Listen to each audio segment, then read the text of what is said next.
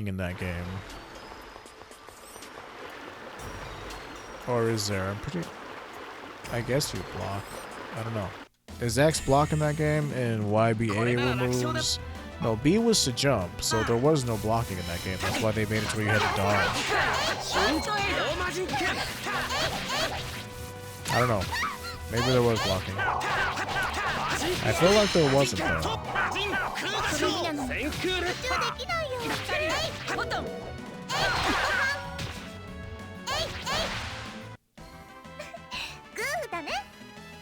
Dodging is arguably better than dodging butt buys.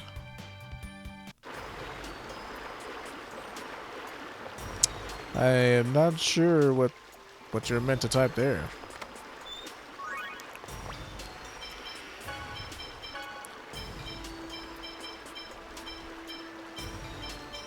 Insurance fraud?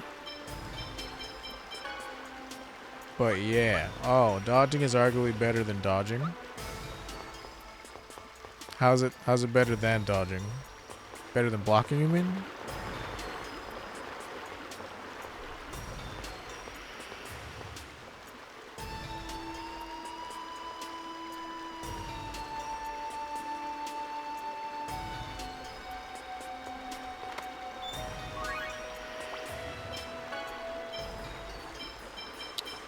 Let's put this on you.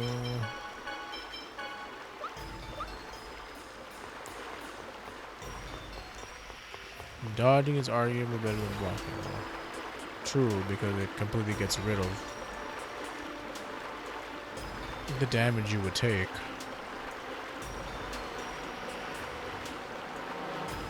Me speaks the English. No, that's fine. Your brain was just stuck on a previous thought. That's no big deal.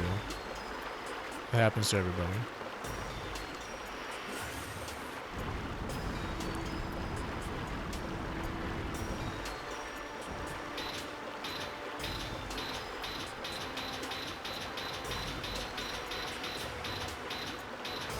It just completely like changes the flow of combat to be less like a fighting game and more like a Dark Souls game. But you can block in Dark Souls.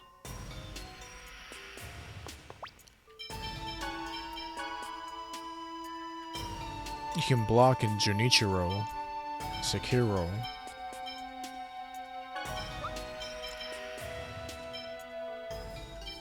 But you know, I guess Sekiro's combat is completely about blocking and parrying and shit.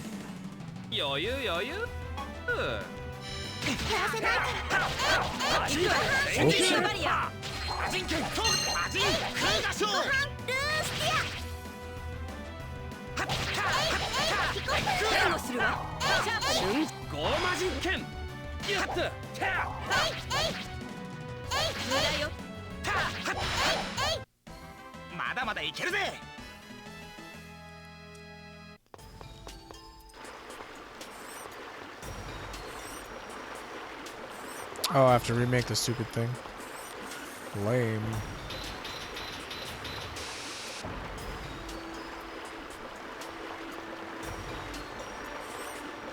I don't like this dungeon.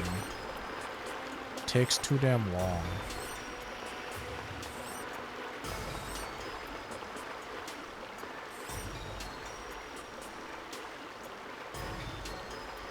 I bet if you got good enough, you'd be able to just attack like 100% of the time, especially when you get the counter edge thing. In regular fights, yeah, but it's like in boss fights, that thing is like, whatever.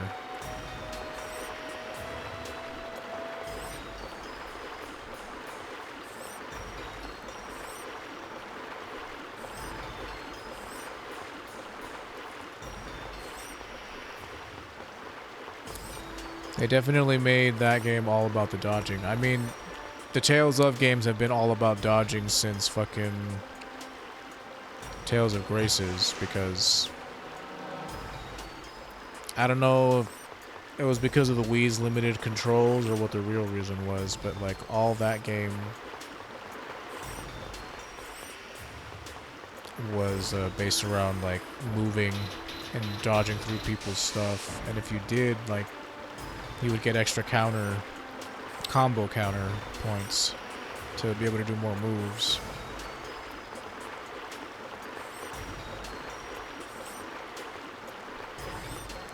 Now, is it this one or the one above it? I think it's this one.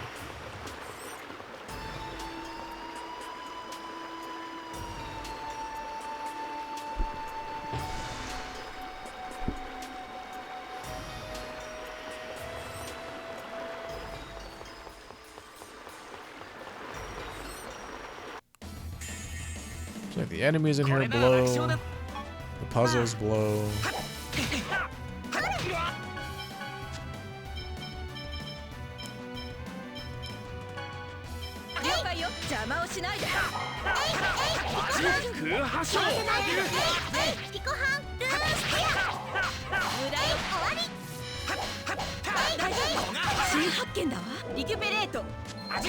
What?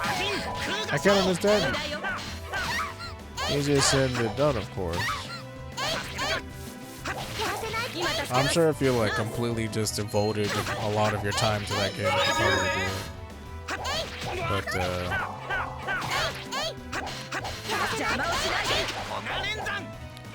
we'll see. We'll do another playthrough of it at some point.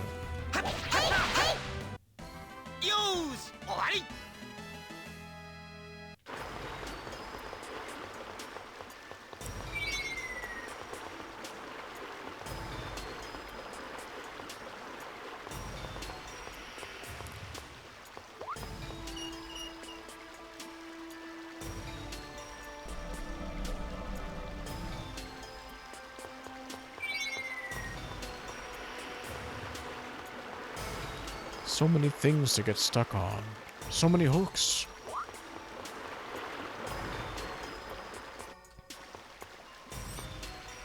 Here we arrive at the main puzzle in this dungeon, which is pushing a bunch of blocks.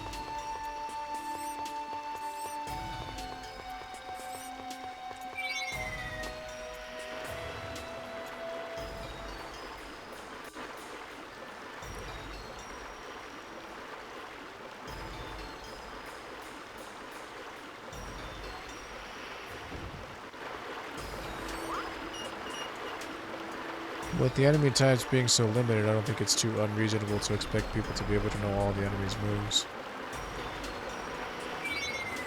Yeah, it's probably, I mean, it's not unreasonable. They all share...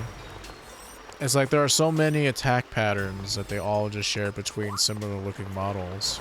So, if like you wanted a hardcore, like go at the game, it probably wouldn't take too long to memorize it.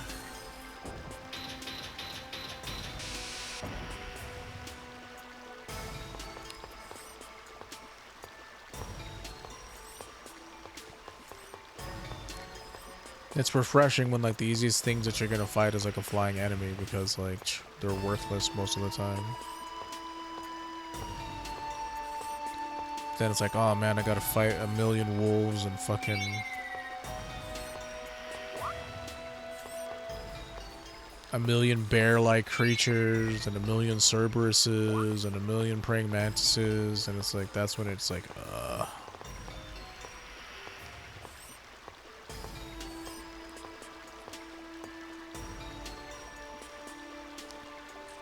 The armored boar and the bears were the most dangerous.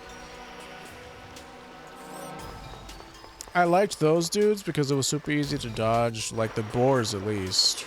It was like super easy to like perfect dodge their attacks, but like the bears were, yeah, super annoying because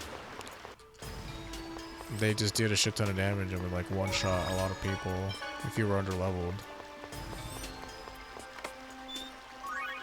Breastplate.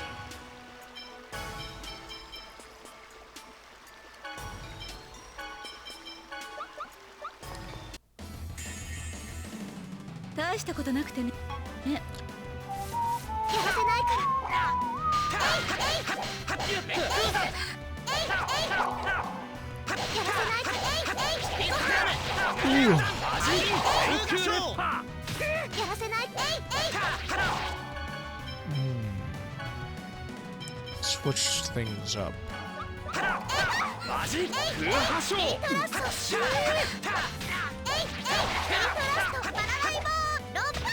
Man, could you not, like, be too close to hit things? Like, jeez. There are a few groups of boars that were super annoying because there were like 5 of them in the fight and they just spam their rolling attack and they come off screen all the time. Yeah, those guys were annoying.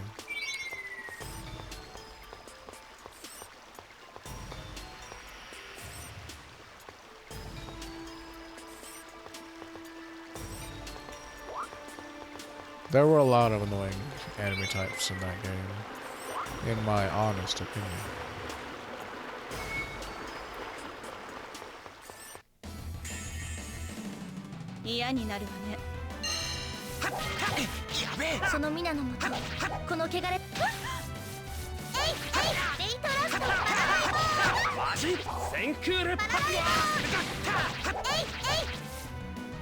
Like fucking stupid rats have such a tiny hitbox.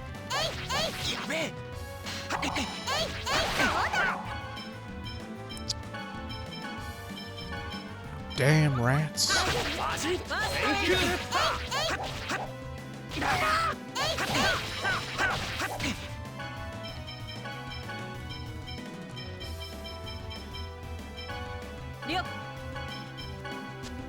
Turn off Purify because for whatever reason she casts it even though it's AoE on single targets. Also, charging enemies is super garbage because you can only use Kisara once every minute or so and they just spam their charges, so you'd block one then they just do it again. Yeah, I hated that. The enemy's charging again. That's where I come in. But your build is on cooldown. Oh. Well, good luck. I've done all I can do. For now.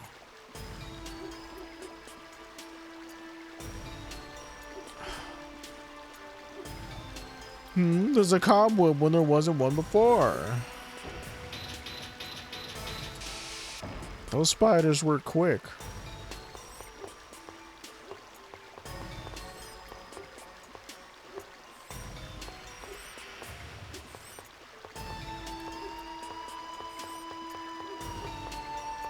Come on, grab it.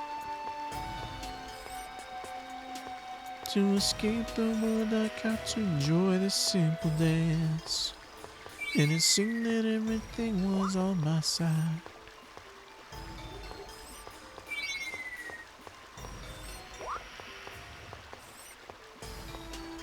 But I just can't bring it, just can't bring it. So, do they have electricity in this game? Or is everything powered by magic? In Silverant, stuff is powered by coal and like steam power, I guess. And in this world, it's by Volt's magic. Volt's magic is what creates like electricity, I think.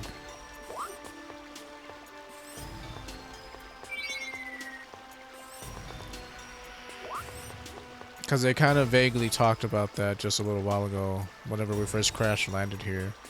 It's like, look, the fuel gauge is empty. And it's like, well, what's the fuel? Coal? And she's like, coal? And it's like magic provided by Volt is the fuel.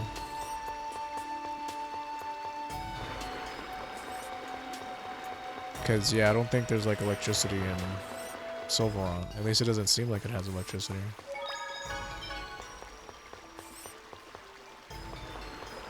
I don't know. They don't really explain a lot of like the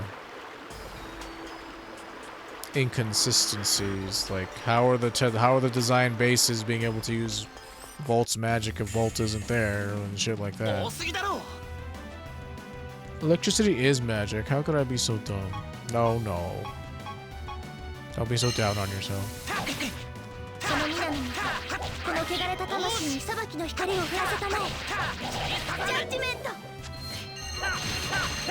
It's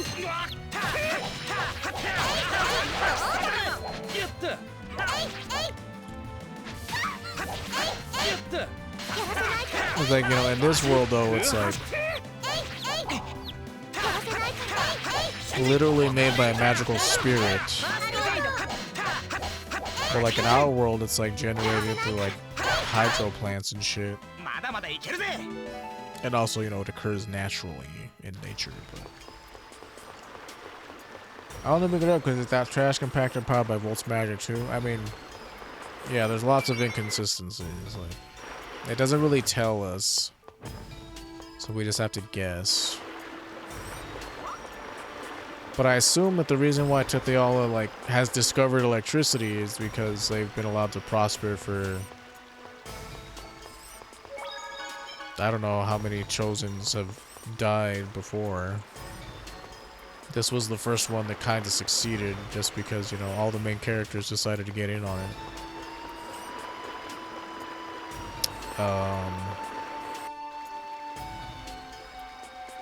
But it's like, you know, like, I assume that everything in Silverant is like lit by oil and shit. They somehow know how to refine coal into steam power. I mean, you don't really have to refine it, right? You just have to throw it in, but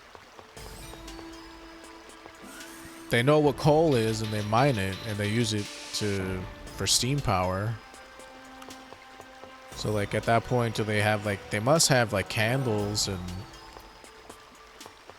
Okay, why can't I grab this? Come on, grab it. Well, they're not exactly clear. And like I said, there's the Renegade base and the Design base that actually functions as a interdimensional airport between the two worlds, so how are those being powered? Is Volt's magic powerful enough to reach them? Or, you know, they don't really explain too much when you start to really break down the plot of these games. I'm just kidding, kind of. Oh, one more thing. How do they power cities with no power lines? Like, there's not a day and night cycle here, so we never know what it's like at night in any of these cities. Like, if it's all candles or... It's just food for thought, right? I mean, it might be just a silly kind of troll question, but at the same time, it's like, well, how do they? You know, you guys don't really explain how your world works. Way to world build.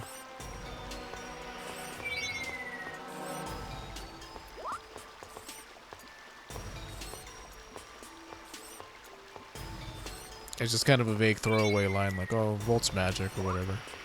Oh, okay. I guess that'll do. Let's see, I should have done this.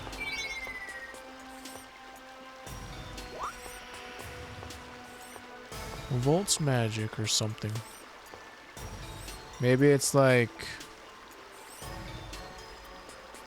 chi chargers where there's just an energy field and they have wireless power.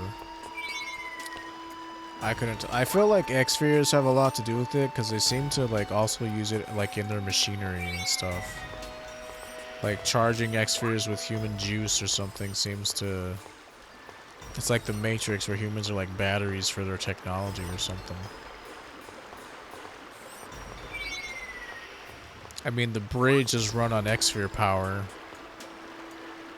They like use X-Spheres in everyday life here. For reasons. I don't know why they have so many of them, but I guess the X-Sphere mine is technically on this planet, so... Or this half of the planet, or whatever you want to call it. Do they have a X furnace where they scoop in and burn piles of X-Spheres? I haven't, like... They just attach them to machines here. Like, I guess you can literally... They don't really explain what X-Gems are, other than... Or X-Spheres are, other than they're lifeless beings. In the way that I guess, like, a rock or a tree is or some shit. I mean, rocks aren't alive, but I mean, like, a tree or... I'm trying to think, like, a tree or a plant or something, like... And then there's that quest where Tabitha's like, X-Spheres have feelings and emotions, too. We'll make her into a battery. Chaz. No, no. We'll turn her into a toy.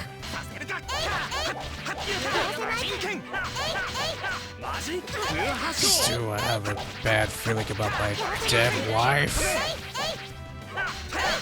What? She just died. Like right now? Should I take her to the hospital?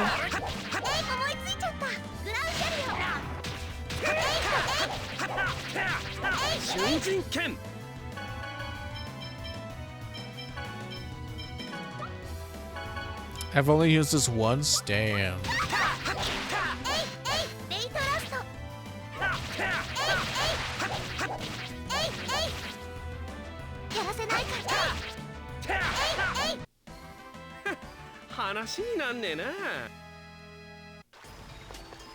Lots of weird little inconsistencies in this game. But that's only if we like try hard, nitpick, and try to break it down.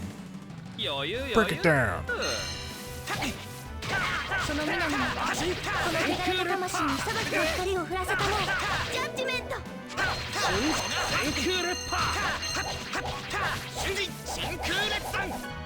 Yeah, don't use that move. It's not very good.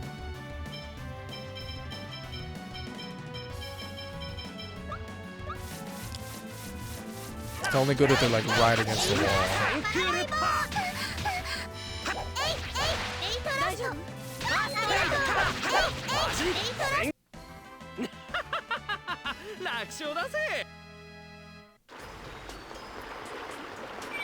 Almost done with this horribly, horribly boring dungeon. One who plots the destruction of the world can no longer be deemed chosen. Oh. Okay. Sure.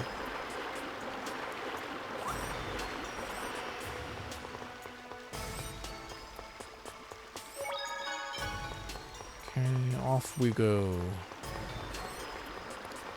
Out of the way, I'm a motorist.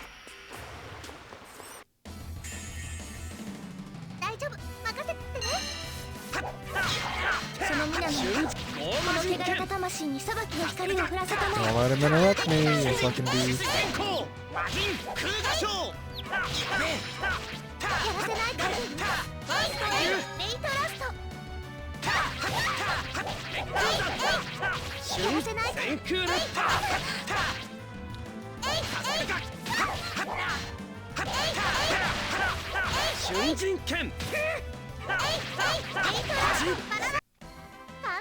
And another thing, does Lord's Expert give him the ability to do Sword Rain Alpha, or does it just empower him to do it fast and powerful?